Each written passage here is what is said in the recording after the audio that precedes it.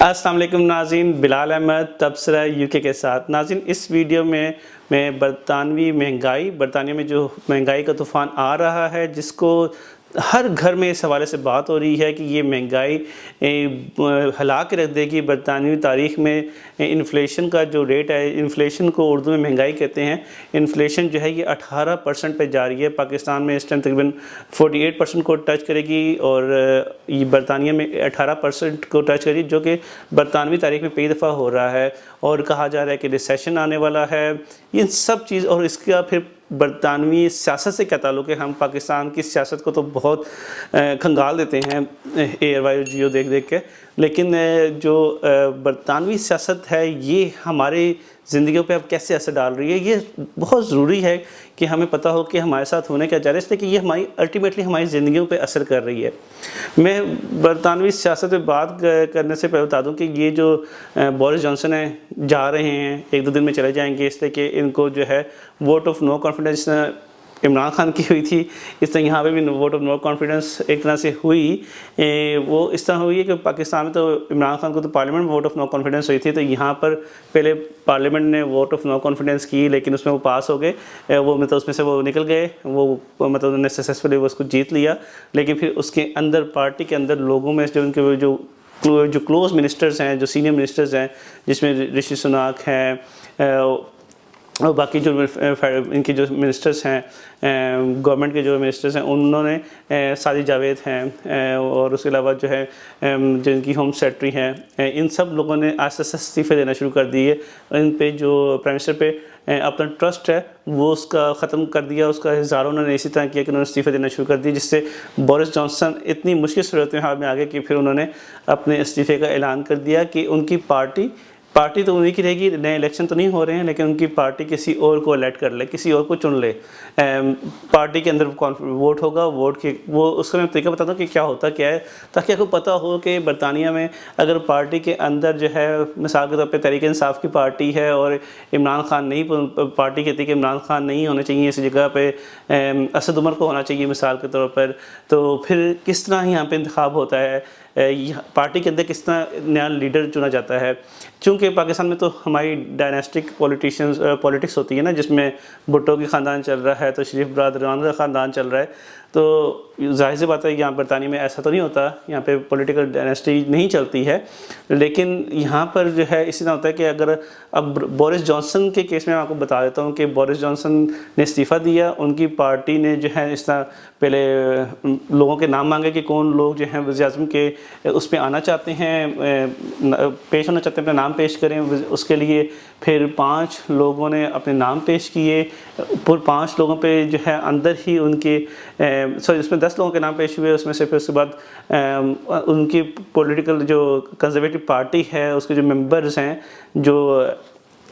Member of parliament हैं conservative party के, उन्होंने उसमें से 10 में से 5 किए, 5 में से 3 किए, 3 के बाद 2 कर दिए। अब जो हैं लिज ट्रस और ऋषि सुनाक, ये 2 लोग रह गए हैं जिनका अब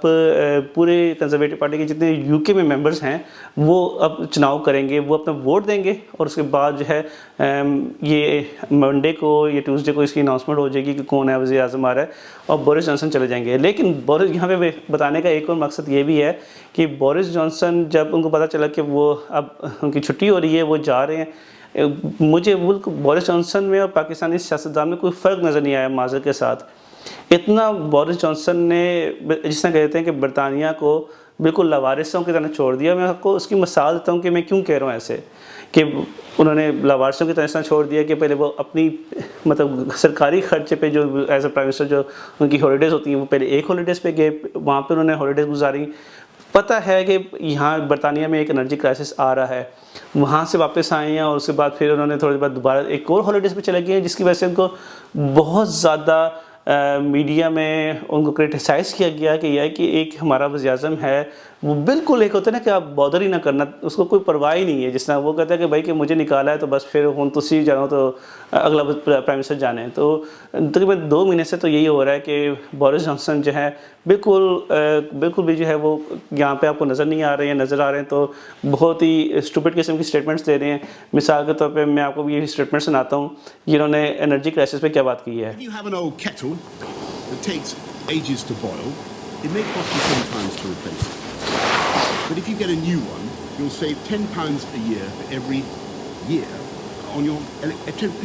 देखिए अब ये प्राइम मिनिस्टर जो हैं बोरिस जॉनसन ये कह रहे हैं कि अगर आप एनर्जी क्राइसिस बढ़ रहा है, बिजली और गैस की कीमतें बढ़ रही हैं, तो लोगों को ये करना चाहिए कि लोग जो हैं अपनी जो केटल्स हैं, जो भी आप चाय के लिए पानी गर्म करते हैं या किसी भी चीज़ के लिए केटल में पानी गर्म करते हैं, तो अपनी केटल्स को जो है उसी जगह नई केटल खरीदें, तो वो 20 पाउंड का आपका खर्च आएगा उस नई केटल ख़रीदने से।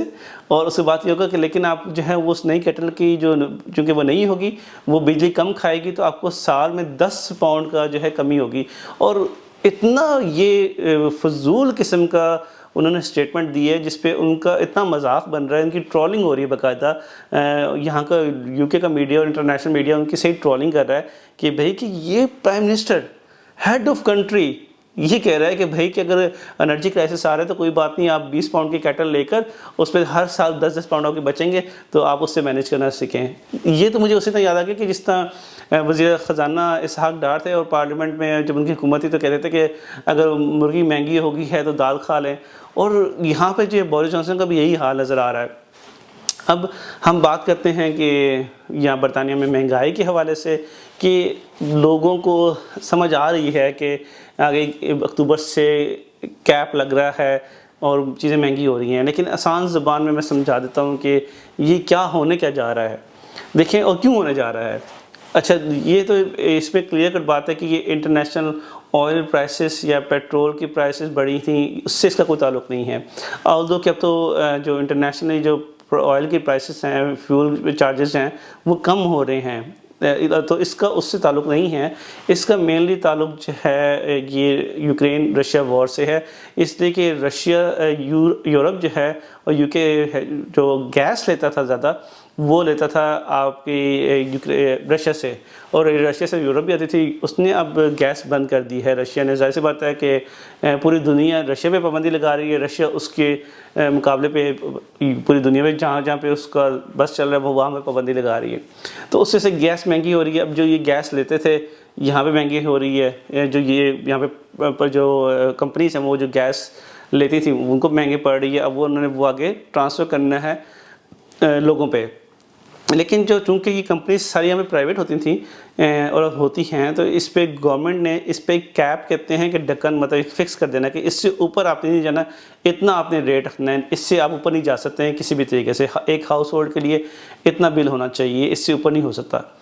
तो वो फिर प्राइवेट कंपनीज होती हैं वो ये नहीं कर सकती हैं कि एक महीने 100 पाउंड चार्ज किए तो अगले महीने अगले साल जो है 500 पाउंड पर मंथ चार्ज कर लिए, तो वो एक कैप लगा हुआ है, उसके अंदर ही उन्होंने रहना है। उस पर उन्होंने आपको 19-20 डिफरेंस देकर जो है प्रॉफिट मार्जिन का, तो उन्होंने अपनी प्रोडक्ट सेल करनी है। इसलिए हमारे पास डिफरेंट कंपनीज हैं, गैस और इलेक्ट्रिक की, ईओन हो गया, ब्रिटिश गैस हो गया, स्कॉटिश पावर हो गया,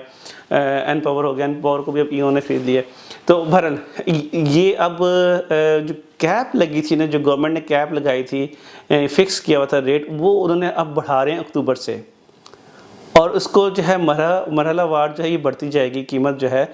तो मैंने जो है एक साइट है wish.co.uk, उसमें उन्होंने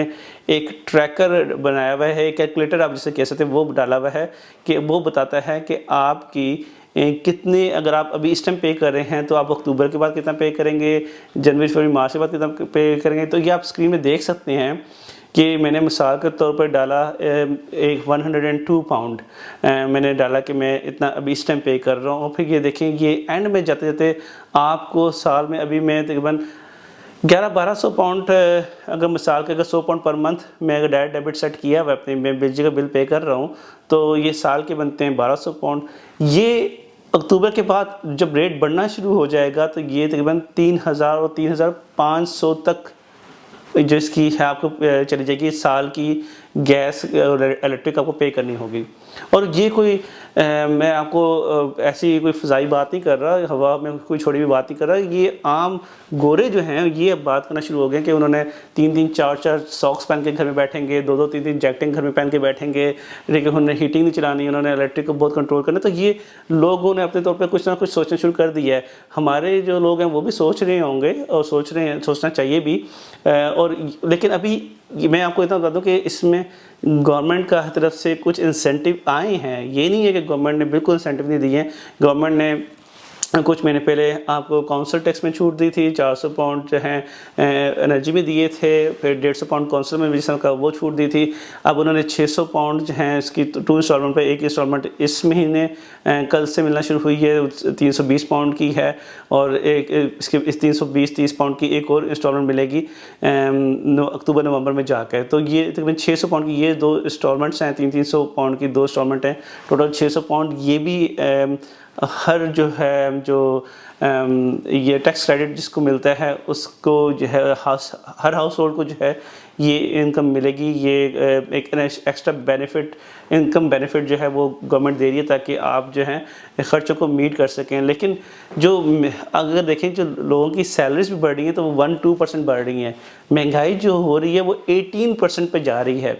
तो जो अगर आप कहीं पे भी मतलब ख़र्चा देखें, अपने ग्रॉसरी का देख लें,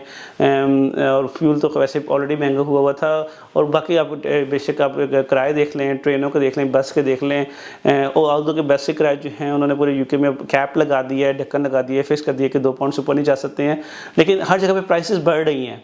ठीक है। तो अब उसकी जाहिर सी बात है लोगों की इनकम तो है नहीं है। तो अभी तो ये एक्सपेक्ट किया जा रहा है कि जो नए प्राइम मिनिस्टर आएंगे शायद वो भी अनाउंसमेंट करें, कोई इंसेंटिव दें मज़ीद, या जो कैप लगा हुआ है उसको रिड्यूस कर दें, उस अमाउंट को रिड्यूस कर दें ताकि कंपनी इससे ज़्यादा चार्ज ना कर सकें। उस पर भी हो सकता है कि कोई गवर्नमेंट अपनी तरफ से पे कर दे। लेकिन एक और बात जो आम तौर पे बरतानिया में बहुत ज़्यादा गर्दिश कर रही है वो कि रिसेशन आ रहा है। और रिसेशन का मतलब क्या है? रिसेशन कहते हैं कि इसका मतलब ये जिस तरह मतलब अल्लाह ना करे कोई सैलाब अर्थक्वेक की तरह तो नहीं, मतलब ये कि रिसेशन इकोनॉमिकल चीज़ है। रिसेशन का मतलब ये होता है कि आपके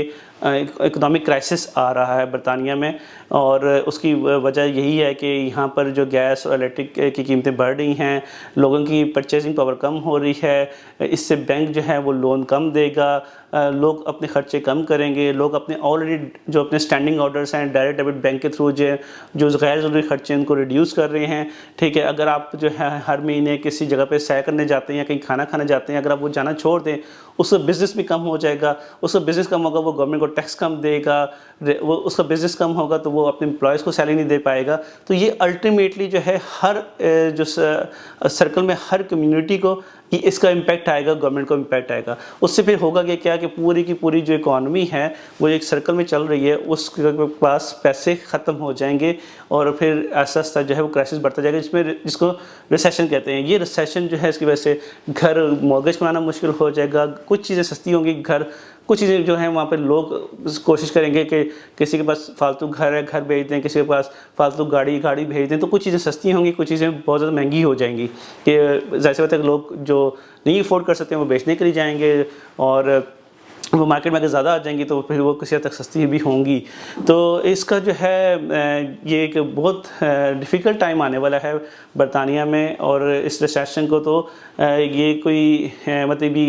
कंफर्म बात है कि ये आएगा ही आएगा, और इसको तो बैंक ऑफ इंग्लैंड ने भी कह दिया है कि ये आ रहा है, और इसको कहा जा रहा है कि ये तकरीबन 2 साल तक बरतानिया में रिसेशन रहेगा, और इसको जो कहा जा रहा है कि ये अक्टूबर नवंबर के बाद से आना शुरू हो जाएगा। और इसमें जो है जो इकोनॉमिस्ट हैं, फाइनेंशियल एडवाइज़र्स हैं, वो यही रिकमेंड कर रहे हैं कि अपने गैर ज़रूरी ख़र्चों को जितनी हद तक कंट्रोल हो सकता है करें। लोगों की इनकम जो है वो, लोगों की जॉब्स जो हैं वो स्टे पे होंगी। जिस तरह मैंने आपको बताया कि अगर आप एक रेस्टोरेंट में हर महीने जगह खाना खा रहे हैं और आप जाना छोड़ दें इसलिए कि आपकी अपनी इनकम बिजली के बिलों, गैस के बिलों की वजह से या और ख़र्चों की वजह से कम हो रही है, तो आप जाना छोड़ देंगे तो फिर उससे जो है उनकी भी इनकम कम हो रही है, उनकी जॉब अनएम्प्लॉयमेंट हो रही है, तो फिर ये हर एक को अफेक्ट करेगा। तो जहाँ पर जो खर्चे आप कम कर सकते हैं करें, और ये कि जो गवर्नमेंट के बेनिफिट्स हैं उन पर नज़र रखें। और अगर आपके ज़हन में कोई सवाल हो तो आप ज़रूर इस वीडियो में कमेंट कर सकते हैं। Thank you for watching. तब से यूके। अस्सलाम वालेकुम।